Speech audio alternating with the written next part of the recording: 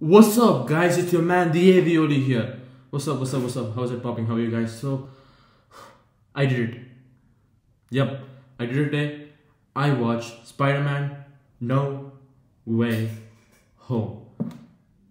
And today I'm going to review it, say what's the perks and what's the future of Spider-Man. This is a very important episode for me, and this is my perspective. So, I would really appreciate if you would let me your perspective too. And yeah, let's get into the video.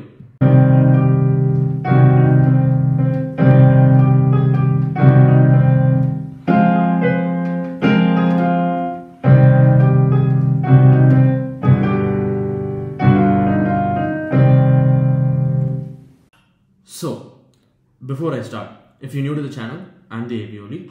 I do gaming and review videos, and I would really appreciate if you subscribe and like and comment down the video your perspective of the new movie that has just released. And yeah, that's it. So let's get into it. So first things first, the movie is absolutely bizarre. I'm going to leave it at that for right now, and I'm going to explain the movie first.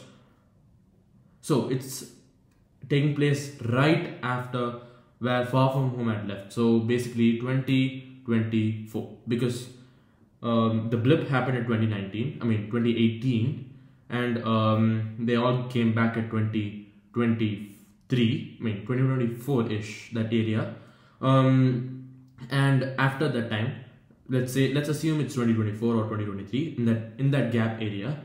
So during that time, this movie is set, and as we see before, Spider-Man's real identity, that he is Peter Parker, has been revealed, which is a big blow for his personal life.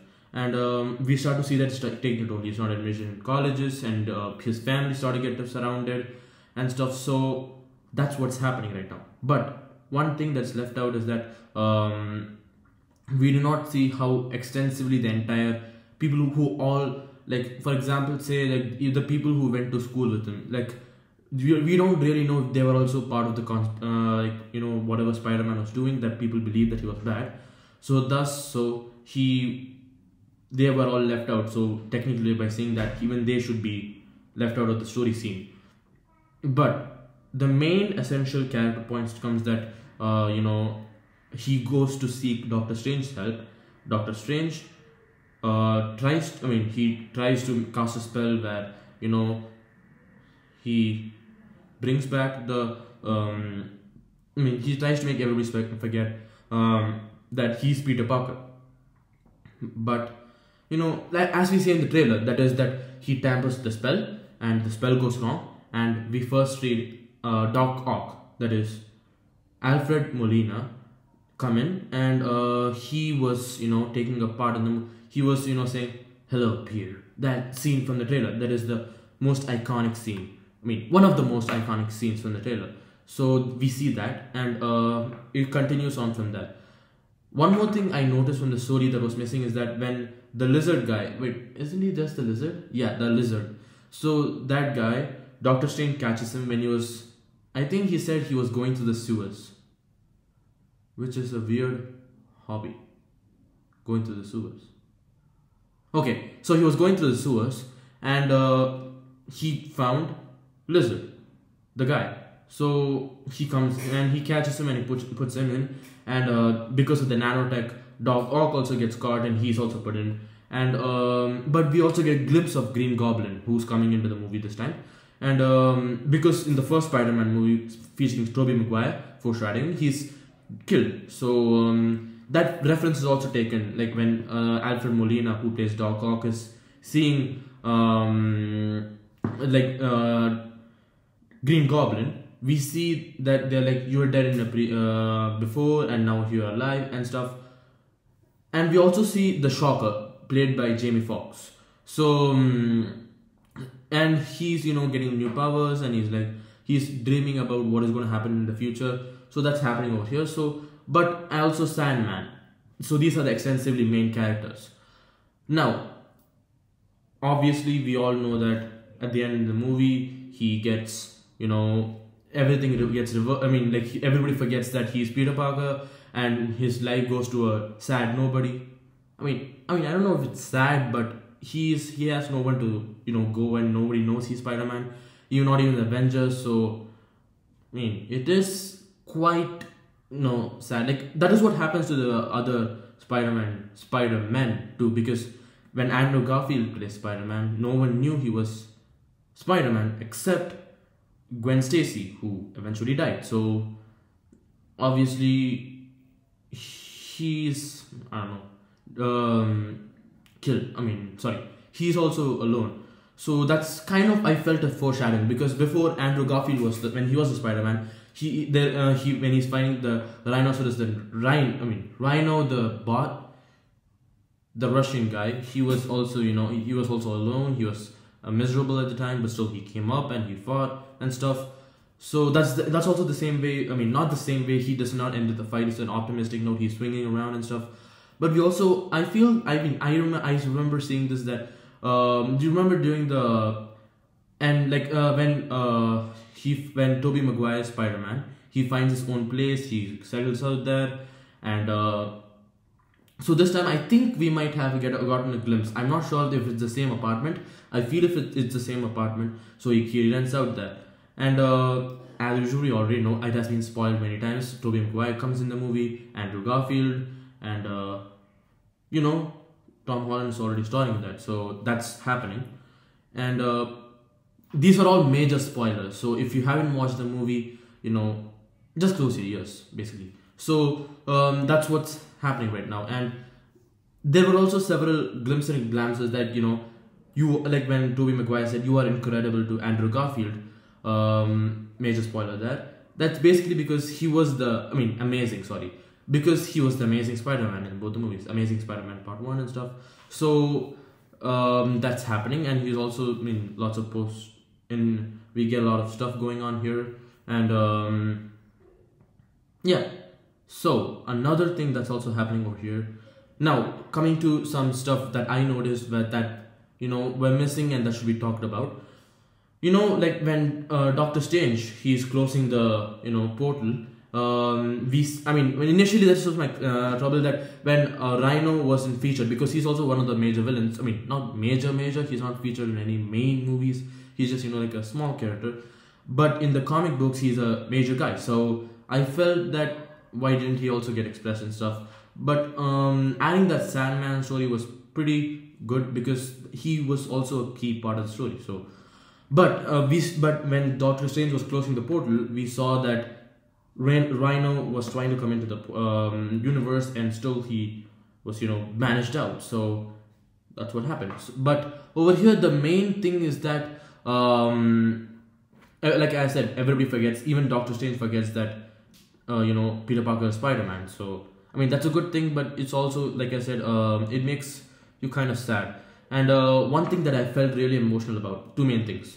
First is that when Aunt May died, which was come across as an unexpected disaster, because I have seen that in the PS4 version of Spider-Man, the one where, wait, I think I have it right here, just a second, guys. No, not this. Yeah.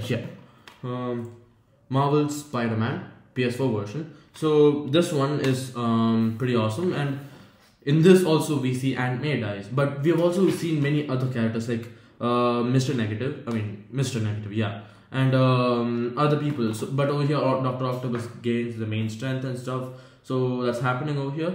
I'm not getting into that, but I'm saying that even in there we see Aunt May die. And second thing was that when Peter Parker tries to bring back MJ's memory and Ned's memory that he's Peter Parker. Not bring back, just tell them that these stuff happened, crazy stuff, and you're my girlfriend, you're my best friend, we had a secret cool handshake. That one, yeah. That just came out. I just see this, and that's my major handshakes, but still, that's what, that stuff happening. So, speaking of which, that's the essential thing that's gonna happen. So, but he doesn't do that, which I felt, at that time, I know, I'm a quite emotional person, but seeing that moment, I got, quite teared up, not very much, quite teared up that, when the guy do that, now he's just Andrew Garfield. No offense to Andrew Garfield, I'm a huge fan. So, because he's all, There she has nobody, friends and stuff, no girlfriend and stuff. So that's essentially what is made me, sad. Let me just let you guys think that in. I just gave you major spoilers. So, long story short, that's what I'm trying to say. These are the two emotional moments. Now, I know like lots of weird stuff happened during the movie. Like I should cover those. Like why didn't we get other universes other universes people, I guess. Like for example, we are getting the same J. Jonah Jameson, who's the guy who's reporting in Daily Bugle against Spider-Man. Like that he's a classic comical character. But I just don't see why that everybody would I mean that's what tampered with the spell originally. But I felt that essentially you would see that when the multiverse opened, you would see many other characters pop in like Venom, because during the post-credit scene of Venom, Let There Be Carnage, we saw Eddie, like the guy who is Venom kind of stuff. So he is seeing Spider-Man, and he's like, I mean, I just feel like I felt he just licked the TV, I think.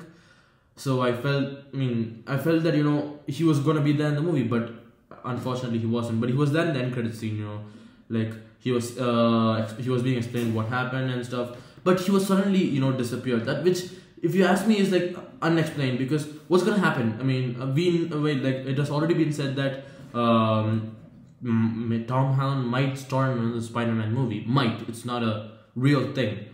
Which I feel at this point, it's hard to find another home syllable. Like you got Far From Home, No Way Home, Back to Home. I guess. I mean, that's Homecoming, right? I mean, okay. I just don't want to rehearse home ID. I mean, home names. So the main point over here is that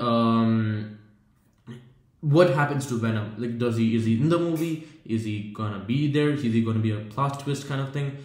Are people gonna remember that he's Venom? Is the Venom like the gooey thing that comes out whenever he wants to eat people? I mean, the Venom wants to eat people. Does that still remember that he's Venom, or is it controlled by the brain synapses? Who knows? So that's one thing that was unanswered. Another was so we remember that during the movie, they still forget he's Peter Parker until nobody remembers what happened during the entire movie, even the villains and the heroes. So that's what happens when they're going back to their own reality. They're fighting, and all of a sudden these guys become good and they get cured and stuff. But still, at the end of the day, you're still gonna see them fighting. So what's gonna happen? Are they gonna fight? Are they gonna outfight? Are they gonna friends? That's a major loophole that opens, not a plot hole, loophole. Kind of thing. So therefore, that's a big unanswered question. So, and third, I mean, this won't come as a plot hole kind of thing. It comes out as a surprise element, because having Willem Dafoe, the guy who plays Green Goblin, he's originally the bad guy, because in the Spider-Man he was taken over by the Green Goblin. Then he pretends he's a good guy. Then he comes back as a bad guy. You're shooting a lot of things for your fan, but I don't know. I don't understand why you didn't catch it in the first place that he's already a bad. I mean, he's not changed, because seriously, the guy was originally attacking people in the bridge, and how would he come back, being a good guy? I mean, unless he was fixed. I don't know. He yeeted into the bridge, and I don't know, his brain became better. So that's one thing that I want to answer for. My opinion now.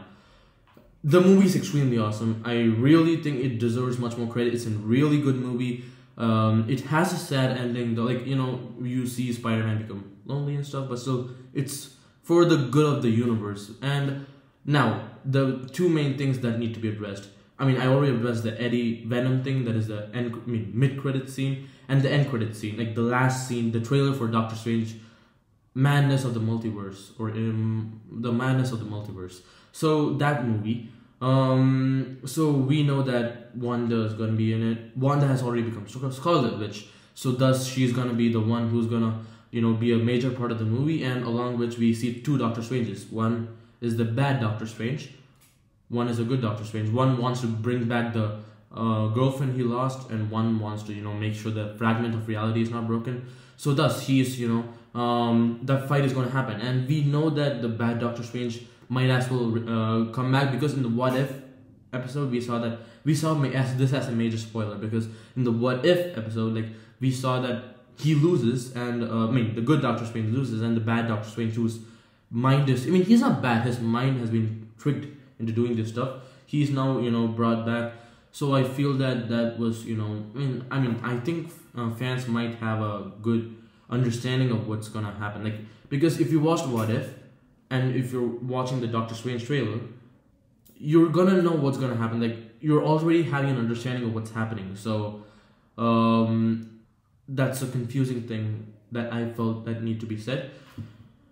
So that's it, guys. That's the end of the video. So that's my main idea. I give it 100%. It's an extremely awesome movie. Not 100%. Like, I say that 100%, you should watch it. But according to me, it's a mere 97 to 98%, because first things first, those loopholes. Second, that Eddie Venom thing and the Doctor Strange thing. And third, having a different type of an idea coming in. So these three things need to be addressed. So that's it, guys. That's the end of the video. Thank you for watching. Let me know your comments let me your ideas and perspectives in the comment section. Really appreciate it.